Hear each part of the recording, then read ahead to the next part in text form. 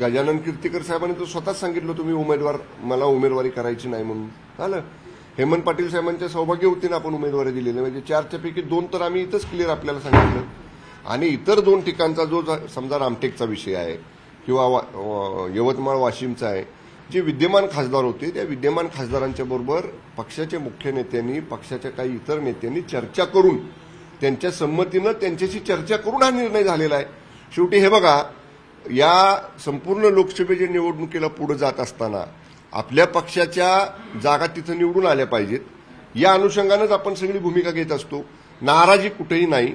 जो वेळ थोडासा लागला ना उमेदवारी निश्चित करायला तो एवढ्यासाठीच लागला की आपण सगळ्यांशी चर्चा केली आणि कुणी नाराज राहणार नाही याची पूर्ण खात्री करूनच आपण हा निर्णय घेतलेला आहे. मात्र नाराज आहेत नाही असं हे बघा, थोडंसं प्रत्येकाला उमेदवारी जाहीर होईपर्यंत वाटत असतं आपल्याला मिळेल.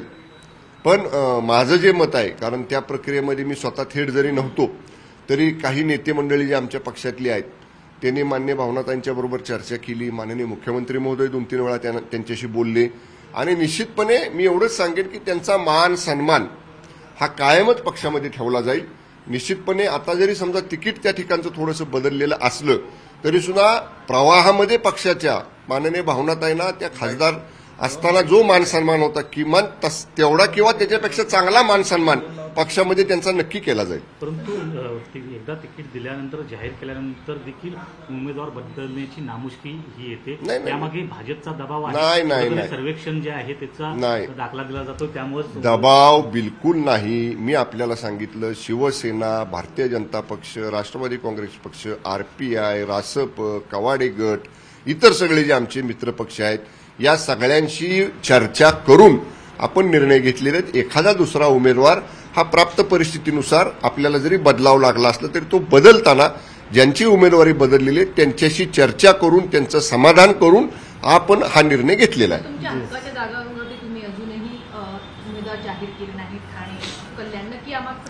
याच्यामध्ये 5 टप्पे आहेत.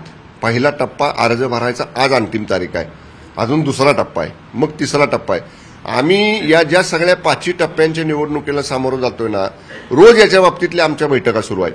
त्यामुळं निर्णय घेताना हा सगळ्यांशी चर्चा करून तो सन्मानजनक असला पाहिजे. याच्यासाठी थोडासा वेळ लागतोय, याच्यापेक्षा वेगळं काही नाही. आमचा समन्वय चांगला आहे. 2 टप्पे तुम्ही सांगितले, 2 टप्प्याटप्प्याने 2 टप्प्यात तुम्हाला 2 उमेदवार बदलावे लागलेत.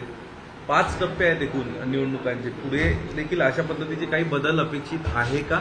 हे काही अंकगणित नाही. पहिल्या टप्प्यात असं झालं तर दुसऱ्या टप्प्यात काय होईल. राजकीय प्रक्रिया आहे. प्रत्येक पक्षाची काम करण्याची आपली आपली पद्धत असते. त्यामुळे मी एवढंच आपल्याला सांगेन की सगळ्यांशी चर्चा करून सन्मानजनक आणि सन्मानपूर्वक अशा पद्धतीचा उमेदवारीचा प्रश्न सोडवण्याचा प्रयत्न आमच्या पक्षाचा आहे. Okay, thank you.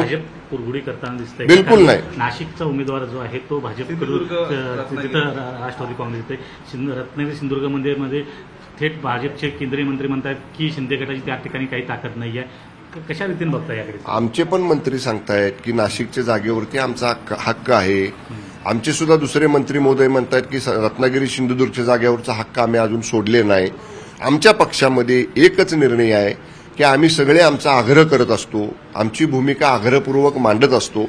पण आम्ही सगळ्यांनी एक ठरवलेलं आहे की आमच्या पक्षात शिवसेनेमध्ये उमेदवारीच्या बाबतीतला अंतिम निर्णय घेण्याचा अधिकार आम्ही एक ओळीचा ठराव करून पक्षाचे मुख्य नेते आणि मुख्यमंत्री माननीय एकनाथजी शिंदे साहेबांना दिलेला आहे.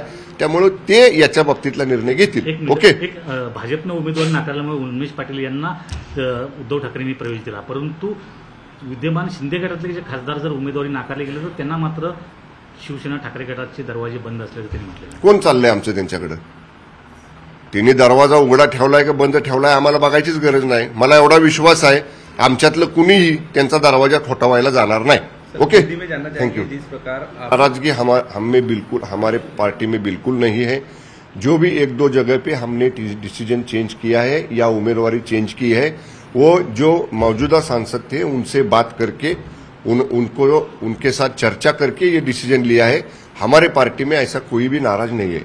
सर, कहीं ना कहीं ऐसी भी चर्चा है कि भाजपा का जो सर्वे है, सर्वे का दबाव भाजपा बना रही है और उसी के लिए शिवसेना को अपने प्रत्याशी बदलने पड़ रहे हैं. कई जगह तो ऐसा हुआ, हिंगोली को आपने टिकट दे दी, फिर टिकट उनको वापस लेना पड़ा, उनकी पत्नी को दूसरे चुनाव क्षेत्र से लड़ना पड़ा। लेकिन देखिए ना, उनके घर में ही टिकट दिया है ना बाजू के मतदार संघ में।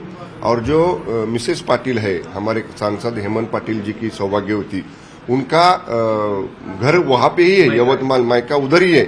ऐसा कोई नहीं है कि हमने यहां से निकाल के किसी दूसरे जिले में उनको या दूसरे डिवीजन में दे दिया, ऐसा नहीं है। चर्चा करके, उनसे बातचीत करके ये सम्मानजनक तोड़गा इसमें हम लोग ने निकाला है। लेकिन ओके, इस प्रकार नासिक और रत्नागिरी सिंधुदुर्ग चुनाव क्षेत्र पर आप दावा बोल रहे हो, साथ साथ इधर बीजेपी भी बोल रही है और एनसीपी के द्वारा भी नासिक पर दावा किया जा रहा है। नहीं, देखिए, हमने हमारा दावा अभी तक छोड़ा नहीं है।